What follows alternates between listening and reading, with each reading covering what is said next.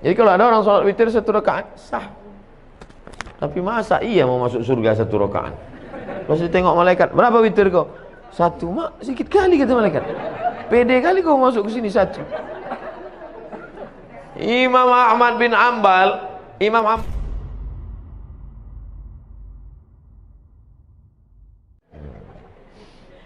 boleh tak sholat tahajud 10 menit sebelum azan subuh? Waktu tahajud dari sejak Isya sampai azan subuh. Jakarta subuhnya sekarang jam berapa? 4:06. Jam 4 sholat tahajud sah. Tapi jangan tiap malam. Boleh sekali. Jam 4 udah berbunyi, udah suara mengaji di masjid, boleh. Yang penting belum masuk waktu subuh. Saya tidak mengatakan azan. Belum masuk waktu subuh. Karena banyak juga sekarang muazin azannya setelah masuk beberapa saat, dia pun ketiduran juga. Boleh tak witir 1 rakaat Pak Ustaz? Sesikit-sikit witir 1 rakaat. 3, 5, 7, 9, 11. Habis. 11 paling banyak. Jadi kalau ada orang sholat witir 1 rakaat sah. Tapi masa iya mau masuk surga 1 rakaat? Pas ditengok malaikat, berapa witir kau? 1. Mak, sedikit kali kata malaikat. Pede kali kau masuk ke sini 1. Imam Ahmad bin Ambal, Imam Hambali, sholat dari Isya sampai subuh. Nabi, wala saufa yu'tika rabbuka fatardo, apapun yang kau mau ku kasih Muhammad, sampai bengkak kakinya. 1 rakaat mau masuk surga. Kau masuk surga? Ya Allah, di kaki 5-nya pun tak apa-apa lah. Mudah-mudahan kita masuk surga Jannatul Firdaus. Idza sa'altumullah, kalau kau minta kepada Allah, fas'aluhul firdaus, mintalah surga Jannatul Firdaus. Bagaimana hukumnya kalau suami berselingkuh? Apakah sebaiknya bagaimana kalau suami garis miring istri? Suami atau istri berselingkuh, apakah sebaiknya suami istri itu minta cerai atau gimana Pak Ustaz?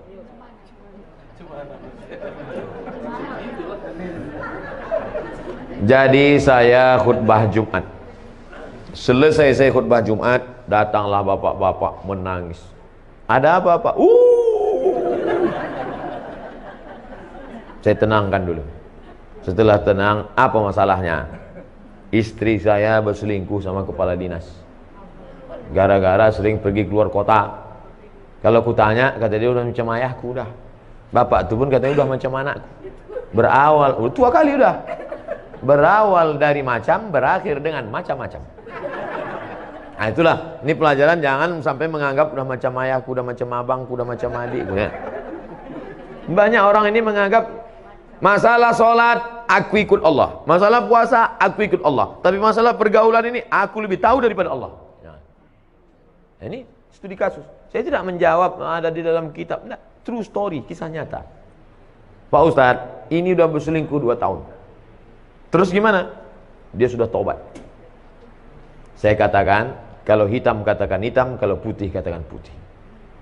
Kalau padi katakan padi, jangan sampai tertampi-tampi. Kalau jadi katakan jadi, jangan sampai tenanti-nanti.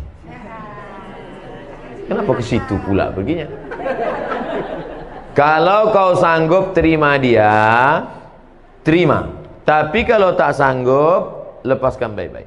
Istikharah dulu. Kasih waktu, sebulan, 2 bulan, 3 bulan. Gimana sanggup? Insya Allah sanggup Pak Ustaz. Serius sanggup? Sanggup Pak Ustaz. Oke lah, jagalah. Sebulan sesudah itu datang lagi. Tak sanggup saya Pak Ustaz. Asal saya dekat, terbayang saya wajah selingkuhan. Membara rasanya dalam. Tapi kemarin kau bilang sanggup. Pelintat-pelintut ini.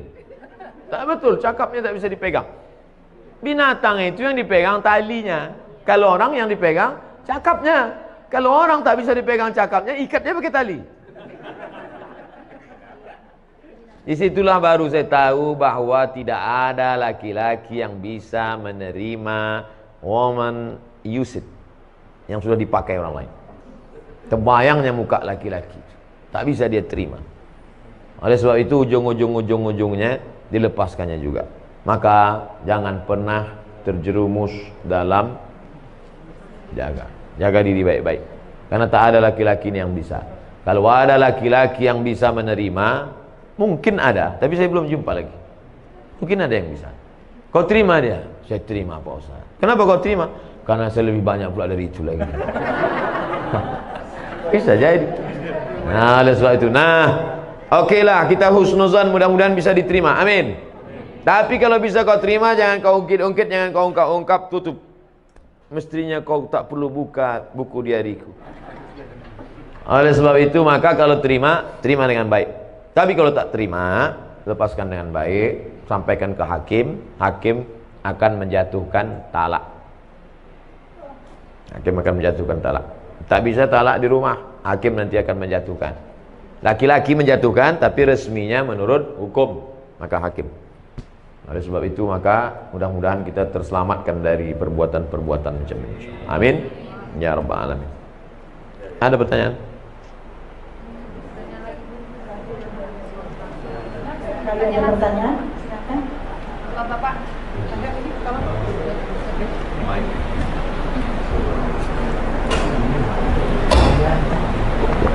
Assalamualaikum warahmatullahi wabarakatuh. Waalaikumsalam warahmatullahi wabarakatuh. Bagaimana hukumnya jika kita takziah sedangkan almarhum itu orang lain?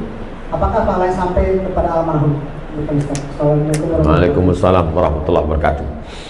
Kata Nabi, kalau kau lewat di makam Baqi di samping Masjid Nabawi, keluar masuk dari pintu Babus Salam, laki-laki keluarnya tembus itu lurus, nama pintunya Babul Baqi, pemakaman Baqi. Kalau lewat di Baqi, ucapkanlah salam, assalamualaikum ya ala diyar minal mu'minin wa inna insyaallah bikum lahiqun yarhamullahu al-mustaqimin wal mustaqirin nas'alullah lana wa lakumul afiyah. Kalau dibacakan doa itu sampai tak pada orang di Baqi itu? Ada hubungan kita sama orang Baqi itu? Mana ada? Dia Arab, kita Arab cemas. Kita Arab maklum. Itu menunjukkan bahwa doa orang Islam sampai. Maka jangan ragu, tahlil, takziah sampai pada orang mati. Sampai. Tapi ini Pak Ustaz, hadis.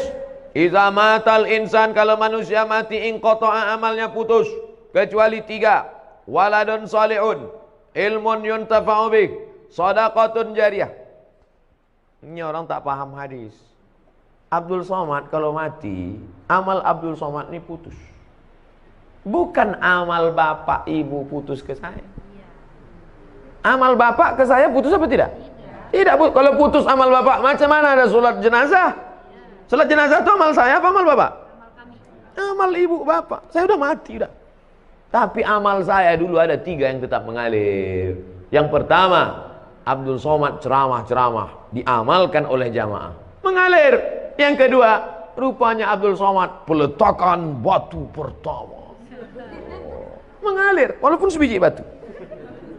Apalagi yang satu sasmen. Yang ketiga, anak Abdul Somad, Mizian Hazik Abdillah, berdoa dia di tengah malam, mengalir. Bukan maknanya amal orang lain tak mengalir. Amal saya putus kecuali 3, tapi amal orang tetap mengalir. Jadi jangan ragu tentang ini. Apa saja yang mengalir itu Pak Ustaz? Bacaan Quran mengalir. Mana dalilnya?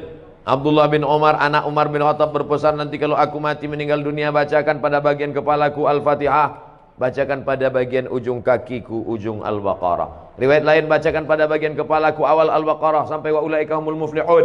Pada bagian kakiku bacakan lillahi ma fis samawati sampai habis. Itu menunjukkan amal orang hidup baca Quran sampai, doa sampai, sedekah sampai, haji sampai, kurban sampai. Apa sedekah yang paling afdal ya Rasulullah? Saqil ma, kasih air minum. Buatkan sumur bor untuk almarhum. Tempat kita jangan kasih air lagi, atas air, bawah air, banjir. Apa yang perlu dia? Kasih. Di pondok pesantren ini apa yang perlu? Perlu kalian air? Tidak apa, banyak udah air. Apa yang perlu? WC, ya kasih WC. Kemarin di Palembang, bantuan dari alumni 52 unit WC.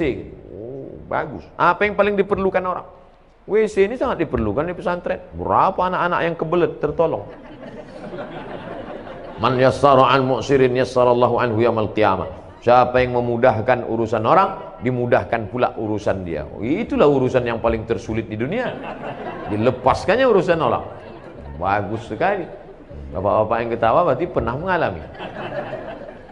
Nah, jadi ceritanya Pak, bacaan Quran sampai, bacaan doa sampai, jangan takut, jangan khawatir. Walaupun kita tak ada hubungan sama dia, karena berdasarkan hadis Nabi. Adapun hadis yang mengatakan tak sampai adalah amal yang mati itu yang lain putus-putus. Amal saya putus, tahajud saya putus, witir saya putus, sholat saya putus, tapi amal orang tetap mengalir. Wallahu a'lam bishawab.